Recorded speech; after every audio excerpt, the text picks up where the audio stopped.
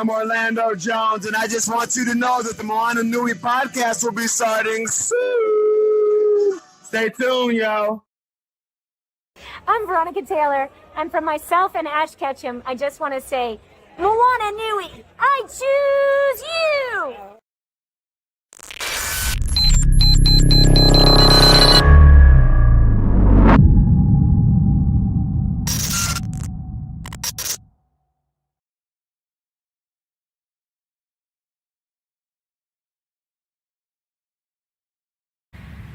This is Mr. Kaiji Tang, and you guys can come on up and start asking your questions. Come on, Mr. Glenn, a little quicker. He's tired from slaying titans, you know? Exactly, yes. That's right, Thank that's you, right. sir. By the way, thank you so much. Of course, for taking your time. Appreciate it. So, can you tell me how was your experience with going through Jujutsu Kaisen? Right, what was your experience with that for you? Yeah, it's been amazing. I mean, we sort of work in a vacuum all the time, and we feel like anime is recorded alone usually. So being able to be in a show that you not only enjoy, but the audience seems to really react to in a positive way, it's been a thrill. And Jujutsu Kaisen, the first season, we recorded right when COVID started, so it was a really interesting experience. We had to record it in a time where the entire industry had to evolve into this at-home kind of thing, right? And so we were figuring all that technology stuff out as we were going. And for the tribulations we went through, I think it turned out pretty well. But because of those tribulations, Jujutsu Kaisen Season 1 was a singular experience that I will never forget. I had to learn to be my own engineer for part of it. So yeah, it's been a wild ride, but I don't regret a thing. It's been a great experience.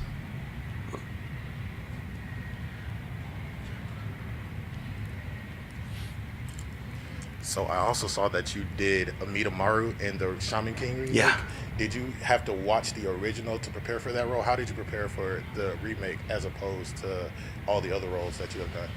I was fortunate in that I did get to watch the original series when I was younger, and I was a big fan of it. So when I heard that I would be stepping in to fill in the shoes of Amidamaru, it was great. I was familiar with the character. I knew his backstory. I worked with the new director and the casting person to come up with, it's not like a replica of the old voice or anything, but my own take on it. And I'm really excited to see where the series goes. I know they announced recently that there was going to be a new one with the kids grown up and stuff. So yeah, I'm really looking forward to seeing where Amidamaru ends up in that story. But he's such a good boy. He's very honorable. He's half my lines are Lord Yo. So yeah, it's been a fun job for sure. Yeah. How you doing, JB? How's it JB versus going? the world. First of all, Gojo's the GOAT. let's start there. How long have you been a fan of the JJK before you got started with it? Are you a current reader? And what do you think about season 2 coming up?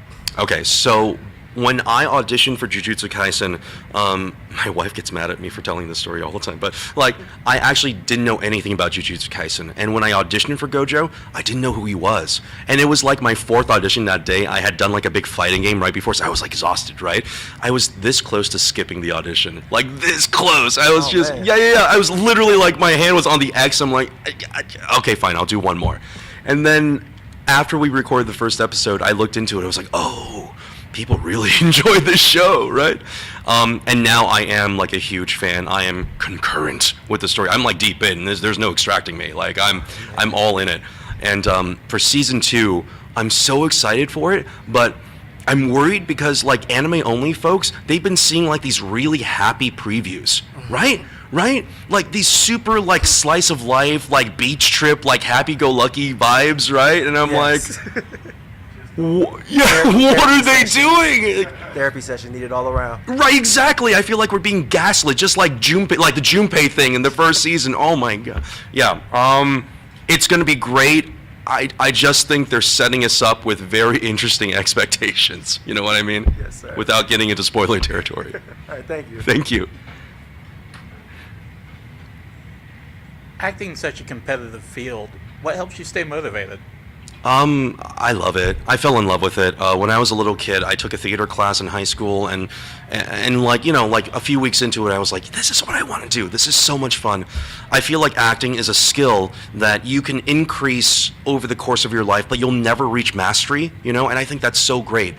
It's like this thing that you chase, but you never acquire. And it's always something new to learn every day, and I just think that's so interesting.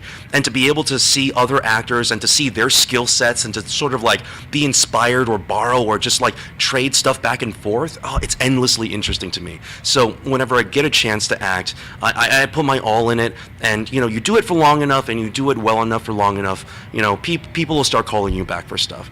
Yeah, it's I wouldn't do anything else. It's my favorite thing to do in the world. Yeah. Thank you. Hi, Mark from Blurredography. Hi, Mark. Hi. You worked on probably one of the most goriest, most violent IPs I have ever been a fan of, and I just want to know, what was it like working on Battle Royale, and were you familiar with the novel before you got into the voice acting of the villain? Yeah, dude. Yes, I was. I had read the manga. I was a fan of the movie before I got to dub it. Battle Royale is a classic, right? It is the granddaddy of like those types of films, and to be able to be a character like Shogo Kawada, who is so cool, like he's just such a badass. I don't know if I can cuss. I'm sorry. But no, he's so cool. I was honored. I was shocked that they were even dubbing it, right? Like in my head, I was like, well, it's perfect the way it is. It doesn't need an English dub, right? It's Battle Royale, you know. But being able to step into its shoes into this character's shoes after being so familiar with the story, sometimes you need, like, if you're not familiar with the IP, right, you need the help of the director, you need the help of the casting person, you need the help of like the client to tell you all about the story. For Battle Royale, you just walk in and you're like, no. We know what this is, right? Yeah, it was great. It was a breath of fresh air. I didn't have to ask too many questions. The director was like, oh, you seem to be very aware of this character. I'm like, I know. Yeah, it's Shogo Kawada. What do you mean? You know, like, yeah, that was a terrific experience. I love Battle Royale, and I will be endlessly honored that I was a part of it in some small way. Yeah. Thank you so much. Hi. So, big fan of Tekken, big fan of Yakuza Like a Dragon. Oh, thanks, bro. Can you walk us through, is there like a different process that you use to prepare for anime versus video games? Yeah. So in anime, there's a lot more. So in America, lip flaps are king in our industry, okay? So when the characters do this, we have to hit each and every single one of those, or try our very best to, right? And that takes a lot of technique and skill, and you have to sort of still fit all that good acting in between these windows, right? So it's the single hardest form of, in my experience, I've done, I think, every form of voiceover there is at this point. Dubbing anime is still consistently the hardest. And you wouldn't know with how much we get paid for it. But the difference between that and video games is we don't have to worry too much about lip flaps in video games, right? Unless it's like a JRPG and there's just movies we have to dub over. Video games generally will shred your throat way more, you know, if you're part of those Call of Duty games or whatever, you're throwing grenade, you know, blah, blah, blah, all that stuff. You know, you're screaming for like 4 hours at a time. With anime, those big battle scenes only happen like, you know, every few episodes. You know, you get some nice dialogue, you get some nice, you know, story stuff, and then maybe you scream for like, you know, like 20 minutes, right? Where in video games, it's full on like 4 hour session, 4 hour session, 4 hour session. You can break? Okay, take 10 minutes. 4 hours. It's brutal, dude. Like, I love video games and I would do them forever, but like you really need to be careful on them. I feel like every actor only has so many video games in them before they start sounding like this. You know what I mean? So yeah, main difference is just strain on your voice, I think. Thank you. Thank you so much. My name is Jalen Collins. It's really nice to meet you. Nice to meet you, man. My question is, so again with like the lip flaps and stuff. Yeah. When you're about to record for an anime or like for another season, how long do y'all start before like the season is actually released, or like when y'all start in production? And then on top of that, how many like takes does it? How many times does it take to actually like get the line down like perfectly synced with everything? Yeah, sure. So generally, it depends if a show has already been out for a while in Japan. If it's been out for a while, then we have way more time to work on it. Unless it's like, a simuldub, in which case we're generally about a week behind the Japanese version. For the amount of takes it requires to do anime, it depends on who you are, basically, If you've been doing this for like a decade, your brain has evolved in a way where it's like, okay, I'm just gonna psychically be able to place these in these flaps because I've seen them so many times, I've experienced them so many times. But when I first started doing anime, those lip flaps, oh man, they are killer, right? Because you're just trying to get the line out. You're just trying to be a good actor, and suddenly you're like 3 words in and the line is finished. You're like, whoa, what do you mean? What do you mean? How am I supposed to talk that fast? And the director will just be like, you just got to do it, right? And not only do you have to get it within that time, you have to match each syllable and consonant to each one of these. So I would say to get good at anime, it takes to get really good at it, it takes almost 10 years. Like, you really have to sort of make your brain grow in a way that it just, when you see the flaps, your brain, it can offload that information to muscle memory. That's really the trick. It's like fighting games, right? You start out, you're garbage. You can't do one fireball. You can't, right? But you play for long enough, suddenly you're doing combos, you're throwing fireballs, you're throwing shoryukens in your sleep. It's muscle memory that helps a lot with the lip flaps. Yeah. Thank you so much. Thank you so much. JB again. How's it going? Who would you say are the top 3 characters that you've done that you felt the most attached to? Most attached to? Oh. And why? The first one would probably be a character named Giant, or in America we named him Big G from Doraemon. Doraemon is this really cute kid show. It's about a little robot cat, has a little pocket, and he's from the future. It helps like a little kid. And the reason why he's my favorite was when I was a little kid, the first thing I ever remember reading was a Doraemon manga. Ever. So to be in the show like years later, it was such a treat. It was super nostalgic. Second two, I don't know, man. Gojo's pretty good. He's pretty fun. I like him a lot. And for third, oh man, there's a Fire Emblem character that I've always I fell in love with voicing, named Owain. He's such a good kid. He reminds me of like my theater kid self. So yeah, probably Big G, Gojo, and Owain from Fire Emblem. Thank you. Thank you so much. Mr. Q is going to ask Gotcha. last question. How you doing? Hi, nice to meet you. So you've done a lot of anime. Yes, sir. But what is your big 3? My big 3 anime? Oh, my personal big 3? Oh man, okay. It's gonna get spicy. Just like I asked. All right.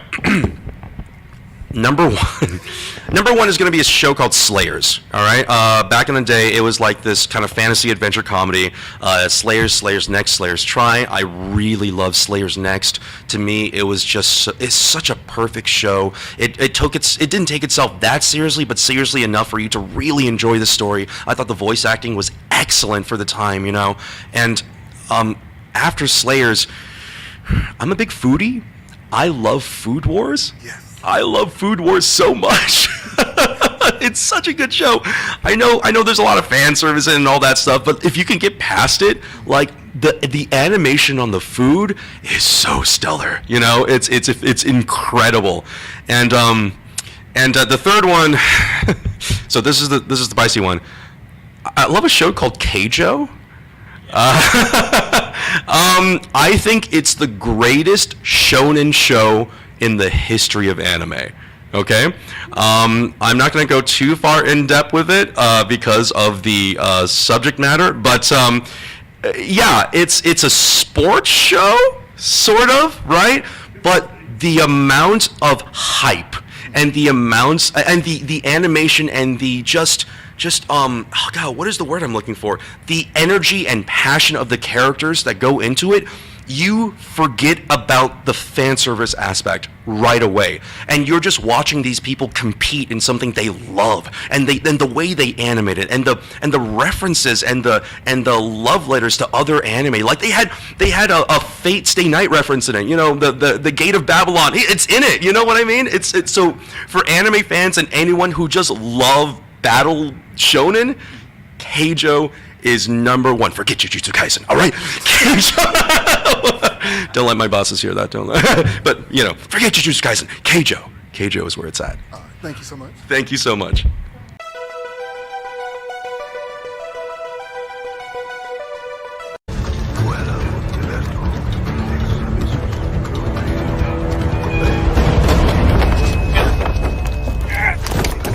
I think that's quite enough. You are a doctor after all. Always nice to see you, Watson.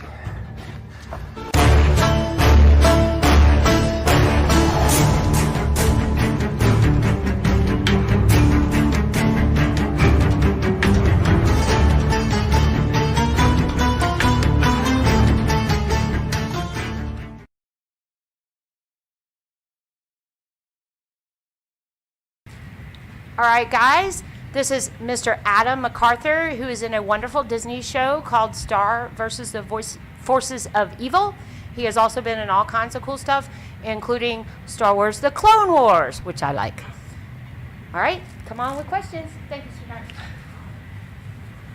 Hey, Adam. What's up? Yo. How you doing, buddy? All right, so my question is, so for people that want to be a voice actor, what is some advice that you could give them, and like, how can they practice when it comes to like emotional scenes and doing all types of stuff like that? Yeah, that's a great question. There's so many different ways that you can make it happen. I think we live in a time where you could do things like TikTok, you could do things like YouTube, you could also go a more traditional route, which is like just coming up through some acting classes.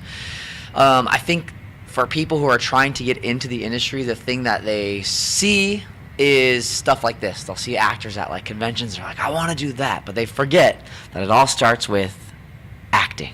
All starts with acting. It doesn't really matter what kind of acting you do. If you want to do theater, if you want to do on camera, if you want to do specifically voiceover classes, it all comes down to just being a good actor and working on your craft, which is, that's what they say.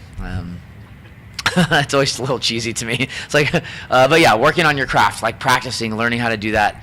As you become an actor and as you take more acting classes, I always say being an actor is like going to therapy all the time, because you're forced to face a lot of things that you might, issues you might have, things that you need to work on, whatever, as you explore like being able to release emotions when you are working on scenes and stuff like that. So for someone who's wanting to come up, there's an amazing website called iwanttobeavoiceactor.com.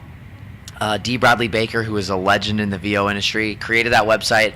It has a plethora of information on it. It's an amazing resource for people, whether you're like just trying to break in, you're slightly established, or you're well established. There's lots of good reminders on there. But yeah, it all comes down to acting. So if it's something you're wanting to do, go get in some acting classes and kind of go from there, I would say. Yeah. Appreciate it. Of course. How you doing? What's up, man? I'm good. Thank you, by the way, for coming to MomoCon. This is Glenn Malone with Complete Nerd Authority. The question I have for you is, what was your experience with Jujutsu Kaisen? Like, how was that for you? My experience on JJK was amazing. It's like a multi-part answer, I guess. We started recording Jujutsu Kaisen in October of 2020, so pandemic was like going hard. We were not recording in studios. We were recording everything from our homes. So it was a very unique experience. Jujutsu Kaisen was also the first anime I had ever done. So my first time in that genre. Only my second anime audition. I've been voice acting since the late 90s, but and done many other animated series, but this was my first anime. So new genre during a pandemic. We were all required to be our own home engineers, so like adjusting audio levels and stuff like that. It was with a new studio, it was with a new director, so I had a lot of like stress going into the first season. I'm not really too affected by like pressure or hype for series. I don't listen to the noise like as far as that goes. I know JJK had a lot of hype coming into it. I try to block that out and not, get too excited about that kind of stuff. But yeah, it's amazing. JJK is a unicorn project, which means it's unique. They don't come around very often. Not only is it juicy in terms of like the thing I get to act, like there's a lot of stuff to sink my teeth into. The character's amazing. The story's really good, so I like it. Like it's fun to act, something I like. And then the other thing that makes it a unicorn show is the fan response. So it's a massively popular show. So I'm kind of getting to experience the series on a lot of levels, which is really cool. So yeah, it's been wild, and it's crazy to think for a character like Yuji, who wasn't in the movie, the only thing that fans have interacted with, if they're anime only, like obviously there's the manga, but if they're anime only, is the first 24 episodes, and that ended in May of 2021. We're like 2 years apart from that, and the fan reaction is only getting stronger as we go on. So I don't know if you guys remember, like My Hero Academia didn't really pop off until season 3, and we're only in season 1, and it's already crazy. So I'm grateful. I'm very, very grateful. Like I said, I've been doing this a long time. I've had nothing. So I'm very much enjoying the craziness that is the love for Jujutsu Kaisen. So yeah, appreciate the question, man. Thank you. What's up, man? How you doing? Good. My question: what anime world would you want to live in, and why? What anime world would I want to live in? I gotta go for something like mellow. I'm gonna take. I bet. Did you ask KG the same question? No, I did not. You didn't? You're the first one to get it. Well, I'm gonna steal his answer for what I know that KG would have said. Food Wars. Mm-hmm. I just want to eat. I just want to eat food. I don't want curses. I don't want someone trying to kick my butt. You know what I mean? Like I want an easy life. I just want to eat. You know. That's my answer. Thank you. Of course. How you doing, JB? JB versus the world. What's up, man? Quick question. Yes. I see you did Star Wars: The Clone Wars. Yes. When did you fall in love with Star Wars? When did you fall in love with it? How? Who's your favorite character? Okay, so there's 2 things I always wanted to do since I was a kid. That was martial arts and be an actor. I used to beg my parents to put me in Kung Fu and to get me an agent. Like my earliest memories are of that. So I started martial arts when I was 11, and I was competing very heavily in martial arts from childhood through like post-college. Like really like for a long, long time. I was so involved, I missed like normal people stuff. So like movies, music. When I went to college and like people were like, what kind of music do you listen to? I'm like, whatever's on the radio, like I don't know, or like whatever my teacher had on when we were like training. Like I just didn't have an awareness of lots of stuff. I grew up in the 80s, so like I did know like when I was a kid, like Ninja Turtles and things like that. And I have an older brother who was born, thank you so much, older brother who was born in 1970, and he came up on Star Wars. So I kind of got a lot of that stuff through him, like over family dinners and stuff like that. So I would say that I had a really big awareness of Star Wars and how important it was to like culturally significant it was, I would say. But I also just like didn't have time to do stuff, and I was never at home to watch movies or go to the movies or things like that until much later. So I came to the Star Wars fandom significantly later. But I was a fan of Star Wars: The Clone Wars when it was on Cartoon Network, and then when I got an audition for season 3, first 3 episodes of season 4 are the ones that I was in. I didn't know that it was Star Wars. Everything had code names. So I got this audition for this character, and they gave me an example of a character they wanted it to sound like. They sort of had like an Admiral Akbar-esque reference. So I was like, oh, I wonder if this is Star Wars. I don't know. Didn't know. Get the call that I booked it. They're like, okay, you booked the show. Go to this studio at this time. And I'm like, okay. So I go. I'm sitting in a waiting room all by myself. No one was there. And a PA walks out, and she hands me a piece of paper, and she's like, we'll be right with you. And I'm like, what show is... Like, couldn't get anything out. She's already gone. She's like around the corner. I'm like, dang. Like, okay. I'm like, what is this? I think it's a contract, something like that. It's a letter, okay? It's a letter on official letterhead from Lucasfilm, okay? And it says, Dear Mr. McArthur, on behalf of George Lucas, we'd like to welcome you to the Star Wars family. And I was like, I gotta go call my mom. I was like, I've got to go tell someone about this, which you're not supposed to do. But yeah, so that was kind of like my entry point, really. And all the other actors, that show was unique in that it recorded ensemble, which means we recorded in a big group. So I was in there with like all the main actors, the legends of VO, D. Bradley Baker, like all these guys were in there. The cast of that show is phenomenal, and they're all super, super nice. So that was kind of like my first thing. And then, I mean, I did go see like episode 1 and stuff like that, but I wasn't like the guy who lined up. I just didn't know. But now I'm a fan. The Mandalorian's amazing. Like, I love that we're seeing like different, we're getting different stories from the universe. Again, because I did martial arts, like anytime Donnie Yen is in a movie, I'm all about that movie. So like, Automatic. yeah. So it's been amazing, and the fandom has also been amazing. I mean, it's been years. I think I did Clone Wars in 2012 or 2013, or it aired in 2012 maybe. People come up and ask for pictures of Prince Lee Char.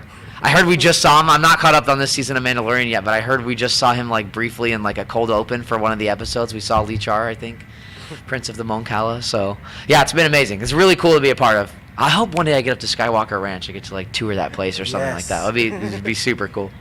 So yeah, you guys are all invited. Yeah. All right. Thank you. Thanks, man. Appreciate you. Good afternoon. Hello. James with the Lookout Anime Network. What's up, James? I just wanted to know if there's any scenes in the upcoming season 2 of Jujutsu Kaisen, or even possibly after that, that you're looking forward to record as Yuji, or maybe even scenes that you're excited to see your castmates record as their characters. Oh man, I want to keep this as spoiler free as possible, but I think season 2 is going to be absolute fire. Do you read the manga? Yes. Okay, so I think seeing that animated, I think we're so lucky. The source material is amazing, but Mappa is also doing such good work. The animation we saw in season 1 was incredible. What we've seen so far in the trailers for season 2, the animation looks amazing. The whole Shibuya arc, I think, is just going to be absolute fire. We're going to wreck people. If you're anime only and you're watching this, I've been telling people that I've been calling it season 2 Jujutsu Kaisen, just because you're going to get jacked up.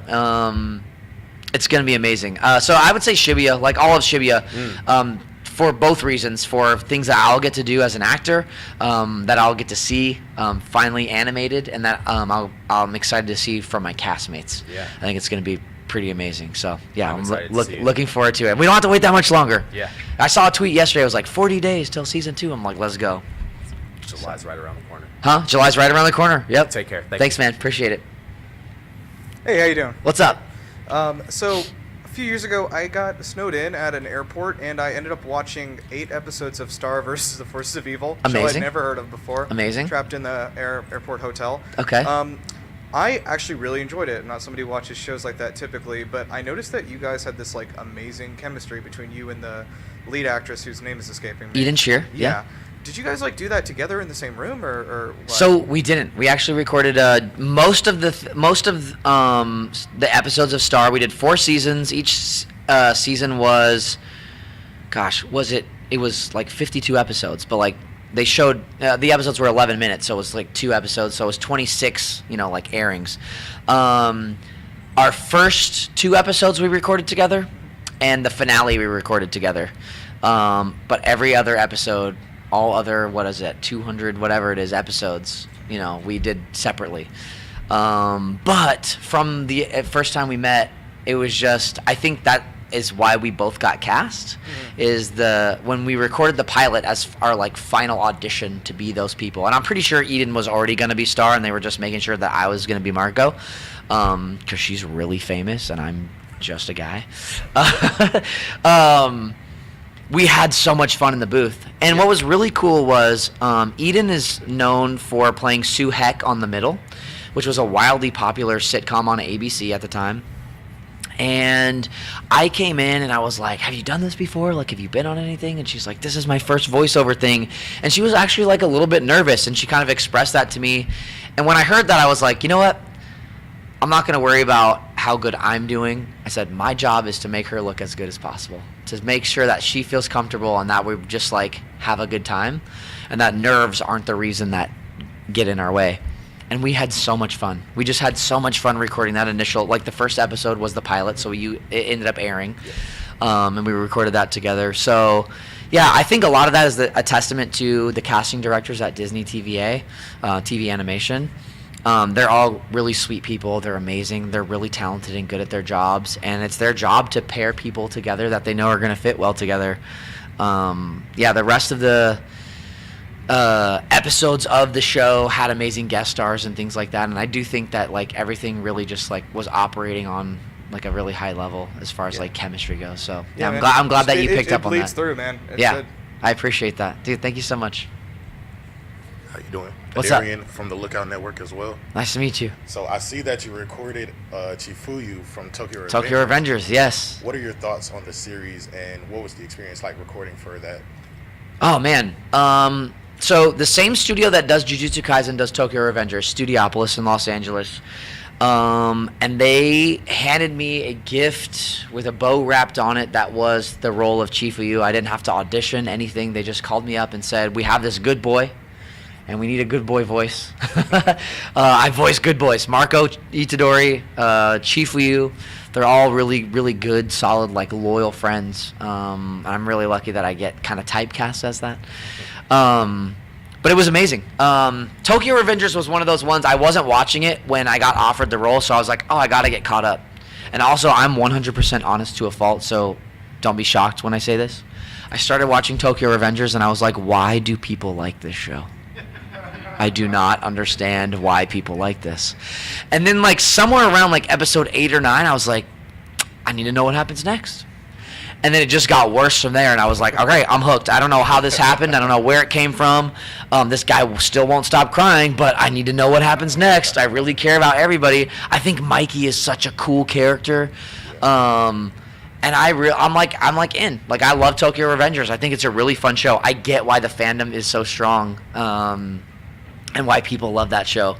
It's really fun. It's really fun. So yeah, it's been amazing. Okay. Thank you. Yeah. Thanks, man. Hey Adam, nice to see you again. Good to see you, buddy. So my question is, when you went through the process of recording the shows I've seen you in so far, which was Star Wars, Star Versus, and Jujutsu Kaisen. Yeah. What were some of the really like big differences in the recording process for those, and in which one did you enjoy being a part of the most? Ooh, look, anytime I'm getting a paycheck, I'm happy. I'm happy to be there. I'll show up with a smile on my face.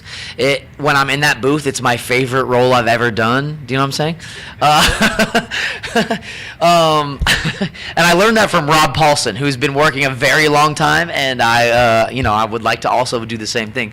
But it's massively different recording a show like a Western animated show versus dubbing like something that is made in Japan and stuff like that. When you record a show like Star Wars Clone Wars or Star versus the Forces of Evil, when I go in, I'm lucky if I see any kind of drawing at all. There's definitely no animation done. Maybe you'll see a storyboard, which could just be a static image that's like a sketch, basically. Sometimes they edit those together and you'll see like general movement, but even then it's like stop motion. And then I have a script. What's really cool about that is there's a lot of opportunity for improv, ad-libbing, seeing what else you can bring to the character, what I call the life between the lines, which they can then animate to. You know, sometimes in a series like Star Wars Clone Wars, for example, Prince Lee Char had just lost his father, and he was tasked with kind of rising up really quickly to then lead the people of Mon Cala. And a lot of people didn't want him to be the new prince or the king or whatever. So there was a lot of moments where, you know, he would be like having a hard time with something, and then, you know, the line might be like this is totally made up, but it's like, you know, like, what am I gonna do? I'll never be my father. And, you know, like, some people might say like, what am I gonna do? I'll never be my father. But when you're there animating to whatever you do, it could be like, what am I gonna do? I'll never be my father, you know, like, and they can like make his chest rise, and you can see those breaths, and you can really hit those emotional moments, and, you know, they animate that beautifully. Same thing with Star. Lots of humor and stuff came in between the lines. Marco like hitches in his voice, screams. Marco's constantly screaming for Star. Varying lengths of stuff. So sometimes they'll write something that's really funny. There was a character in an episode of Star versus the Forces of Evil who made pizza. And Marco loved his pizza, and I want to say, I forget what he yelled, but there was like varying lengths of like, Marco, and I was like, how long do they want this to go on? I'm like, it would be hilarious if it went on for like 3 minutes, and that was just the episode. Very Family Guy-esque kind of humor. But, you know, we record varying lengths, and then they animate to that. Jujutsu Kaisen, much different. All the animation's completely finished.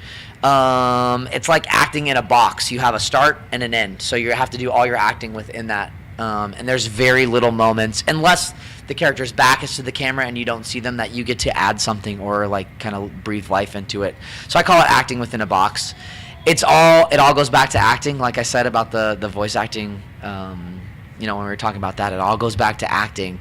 It's just the technique is slightly different, so you do have to have an eye. It's rubbing your stomach and patting your head when you're dubbing. You're watching somebody start to move a mouth, you have to fit it in, you have to end it at the same time, all that stuff, and also like be acting, not just like reading. So you're doing a lot of things at once.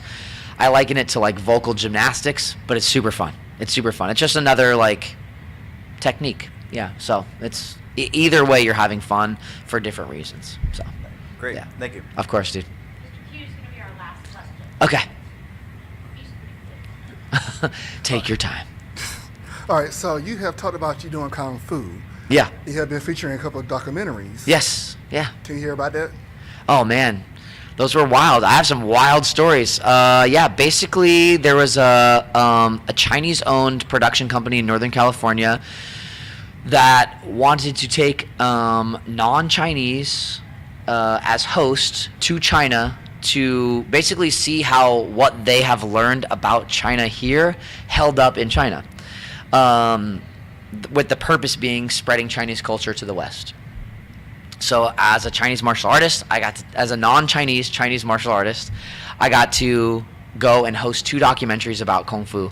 The first one, I basically traveled all around China training with a bunch of different like amazing teachers, literally like old school Kung Fu movie style, old dudes with the white beards on top of the mountain, like hitting me with sticks, like crazy stuff. Amazing, so much fun. I've had some of the best food I've ever had during that time, where like these people I'd be like a remote village and they would open up the door to their back, to the back field, and they would go and pick vegetables and like cook it in a giant pot. Literally old school stuff, not in any of the major cities. That was amazing. The second time I got to host a documentary, I followed the group of Shaolin warrior monks all around the world, but I also got to stay at the Shaolin temple for a couple weeks and like basically like live there with them and train and stuff like that. That was amazing. As a part of that documentary, I got to go with those warrior monks to Russia for a Russian military festival. I don't know if anyone's been to Russia. It's a little scary. It's a little freaky. Moscow specifically. I was in Red Square. I got to tour the Kremlin, which is basically like the Russian White House. I got kicked out of the Kremlin because the patriarch of the Russian Orthodox Church, which is basically like the Pope in Russia, found out I was American, and I got escorted. Both my arms grabbed by like Russian Secret Service and escorted out of the Kremlin and kind of just like thrown out. So scared, most scared I've ever been. I literally had the thought of like being grabbed by both arms and walked out of this room that I was in, which like I'm pretty sure like no other American has ever been in. It was a room made of complete gold. Like the walls were gold, the pillars were gold. There was a throne that this dude sat in. It was freaky, guys. It was freaky. I was thinking in my head, I'm like, why am I here? Why am I here? And then I got grabbed and was escorted out. I was like, I don't know if I'm gonna die. Like, am I like legitimately? I was like, am I dying in Russia? Like, is this it? And they just like escorted me out. It's like it was fine, but still, I also think like it's hard to know like is the information that I've been fed my whole life, is it real? Are they actually nice? But no, like you don't smile at anybody. I smile at people all the time. I walked in, smiled at a dude in a suit with like his hand on his thing, like talking to someone. I was like, huh? And he's like, all right, don't smile at anybody. Don't want to die. Don't want to die. So anyway, it was amazing. But I got to do a lot of martial arts stuff, so that was cool. All right, thank you. Yeah.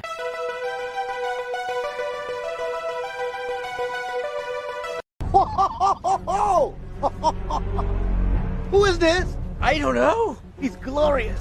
I mean, he's just like you, but way better. Way better. Thank you. No, it's not a compliment. I wouldn't touch him if I were you, buddy. You don't think I should touch him. You don't mind this, do you? Because I'm your buddy, too. I think he's gonna hit you. He punches so hard, but yet his hands are so soft. Be strong. Okay, bye.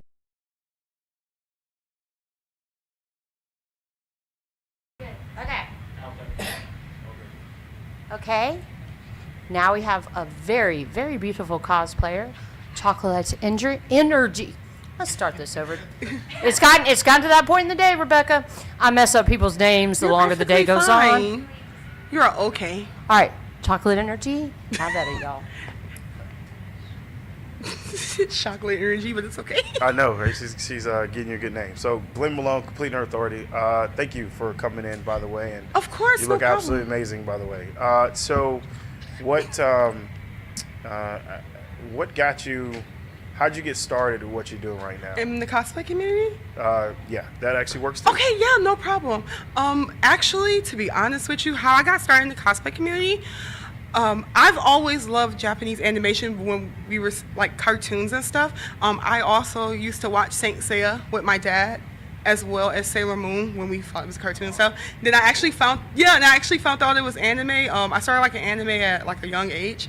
When Sailor Moon, Digimon, all that stuff, and I used to play Yu-Gi-Oh too, so I kind of still dibble and dabble in Yu-Gi-Oh. How I actually ended up starting to get into conventions. Me and my godbrother, we actually went to the mall one day. We had on our Naruto headbands, and we were walking around the mall, and someone actually we went into H&M. We went to H&M, and my godbrother is like 6'7". He's very tall. The person saw them like, oh my God, you're so tall. Oh, you have a Naruto headband on. Do you know about MomoCon? I'm like, what's MomoCon? Oh, it's an anime convention where everybody like hangs out.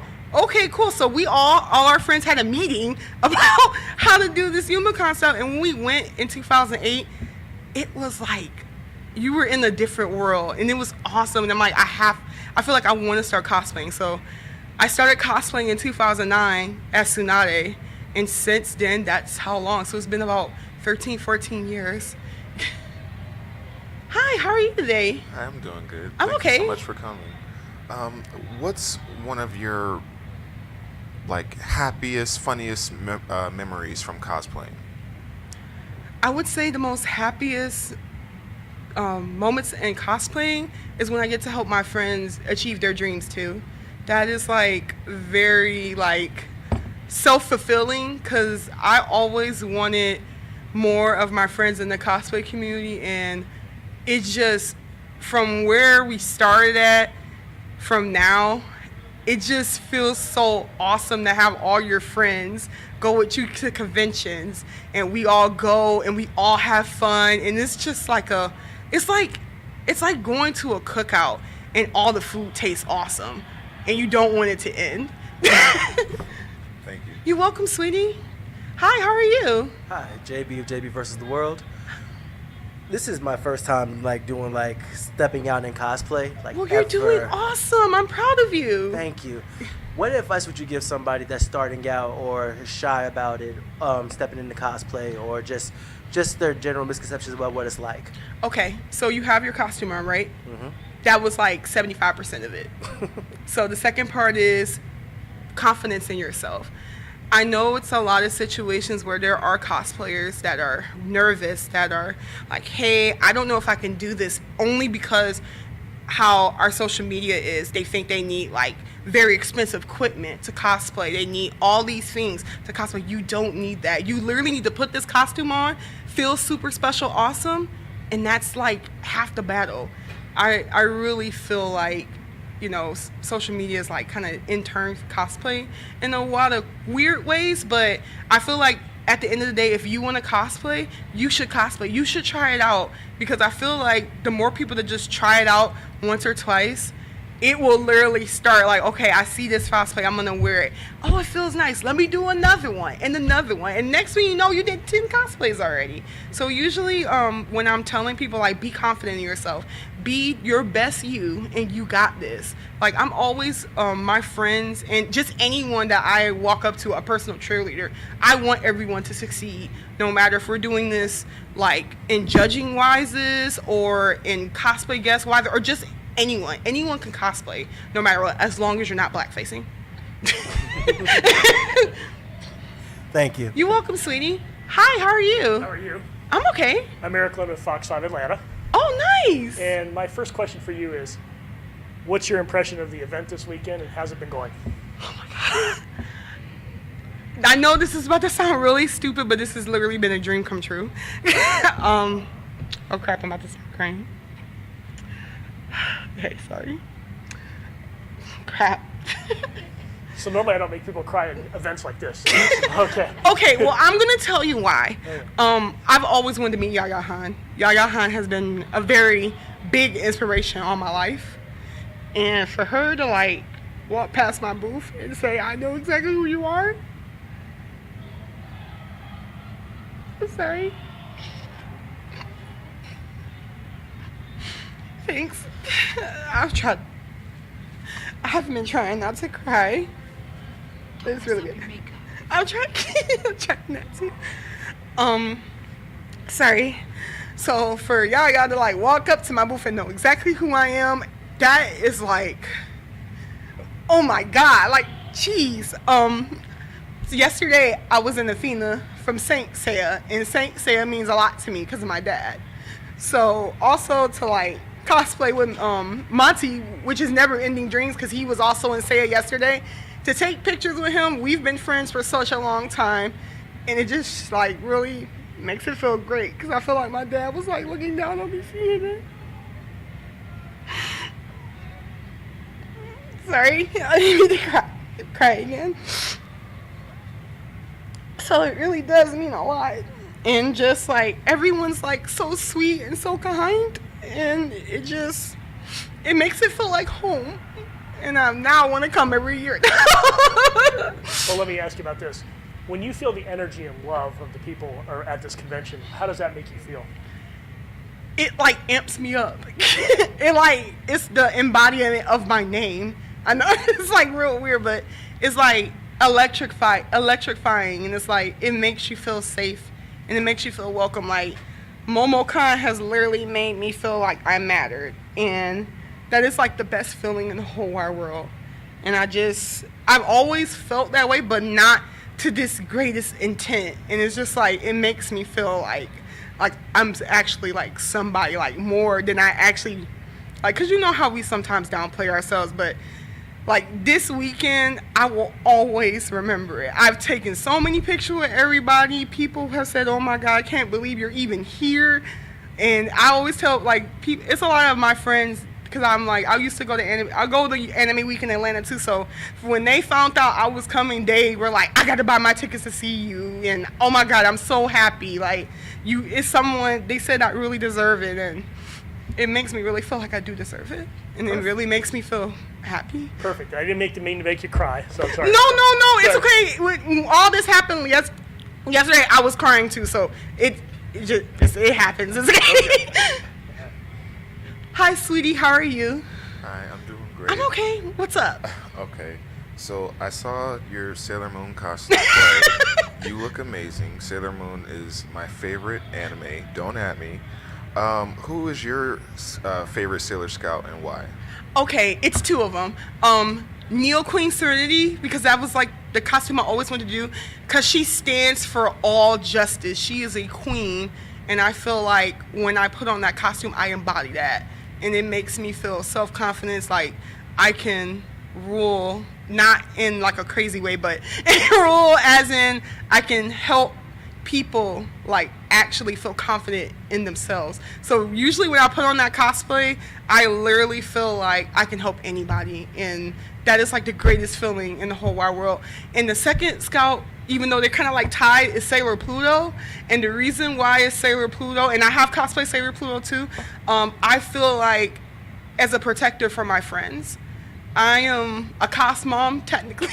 Like, I'm a cos mom, so all my friends, if they need help, or just anyone in general, if someone needs help, I always tell them to come to me. That don't matter if I don't know you or if you feel worried or scared. I want people to come to me so I can try to do my best to make them feel more comfortable in cosplaying career or just anything in general. Thank you. You're welcome, sweetie. Hi again. Hi, JB again. What you need? All right, so you kind of part of the question I was about to ask, Neo Queen Serenity. But outside of her, what other characters resonate with you, like in anime? Like, which characters do you look at and like, ooh, bam, that's me? Or they make you feel some type of way? I would say Tsunade too. Okay. Tsunade is like one that really resonates with me. It was, again, my first costume, and how I built all of that up from what it was to when I finally retired it and decided to retire it. It's like a village to help people. I want to be that person in my community to help, to nurture, to grow, to do the best I can. When I started cosplaying, there wasn't a lot of people that give back to the community, and I wanted to be that person. So I started for my panel, which is cosplaying conventions on a budget. Sadly, I couldn't do it at this one because it's so much stuff, but usually what I do when I'm doing these panels, I give away sewing machines, I give away sewing kits, I give away crickets. I do all that stuff out of my own pocket because I want our community to succeed, because why not? I don't see anyone else doing it, so I have to be that force to do it. My friends are that force to do it, and I don't mind being that force. I hope that made sense. Yeah, it does. Okay. That's a really dope answer. Thank you. Thanks. I appreciate it. Hi again, sweetie. Hello. Yeah, no problem. What you need? Okay, so you're obviously a big fan of anime. What other geekdoms do you partake in? Like, you know, perler beads, K-pop, J-pop. What other things? I love foxes. It's a Frank is like my best fox ever. He's my son. I love to actually build Gunpla. I love Bear Boys. I know it's kind of like, wait, what? I love to build Gundams, Gunpla, but I really like the Bear Boys at most. I just love those things. I also love to, oh man, it's like so many things I like to do. I love to like be artistic. So like I do stuff with my Cricut. I engrave with my Cricut to make LED lights. That's just like for fun because it's fun. But other than cosplaying, it's a lot of things I like to do. Like I like to sew. I like to just have fun with friends. Like even if it's just us hanging out, eating food, or hanging out and doing something stupid. So it's a lot of things I like to do. But well, is there anything like you wouldn't particularly associate with like a pretty girl doing, like gaming or? Oh, like that. Okay, I do have a Twitch, so I do game. I game a lot of Fox games. But I play a lot of games. I play games. I actually 2 weeks ago I actually like built my whole like computer desk and I made it Galaxy. So it's like purple. I haven't posted it yet because it's been going all over. But I like to work with computers. Another thing that I like to do in my spare time is actually help financial coach, because I actually work for a credit union. So I actually, and this is where like the cosplay and the budget come into. So I actually help people do that in the conjunction with that, and actually help people save money and save up money so that way they can either go to conventions or do stuff they like. So those are like really awesome hobbies of mine. I hope that makes sense. Yes, it did. Thank you so much. You're welcome.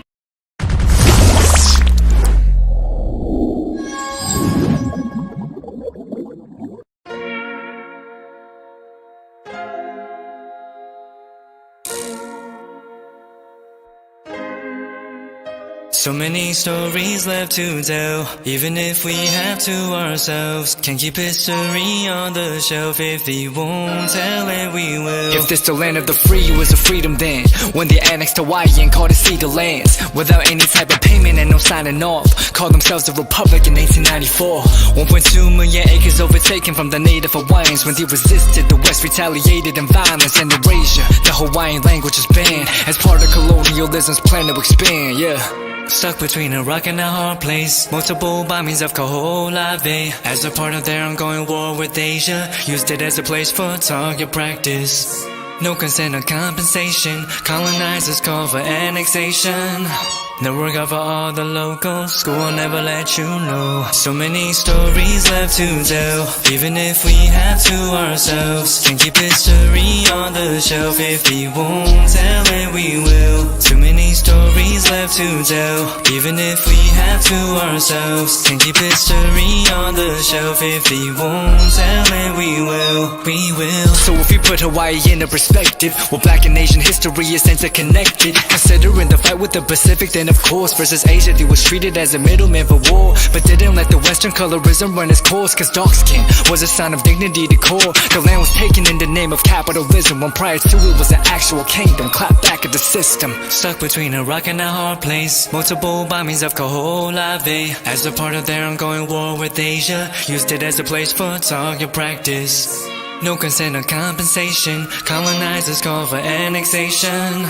Network out for all the locals. School will never let you know. So many stories left to tell. Even if we have to ourselves, can keep history on the shelf. If we won't tell it, we will. Too many stories left to tell. Even if we have to ourselves, can keep history on the shelf. If we won't tell it, we will. So many stories left to tell. Even if we have to ourselves, can keep history on the shelf. If we won't tell it, we will. Too many stories left to tell. Even if we have to ourselves, can keep history on the shelf. If we won't tell it, we will. We will.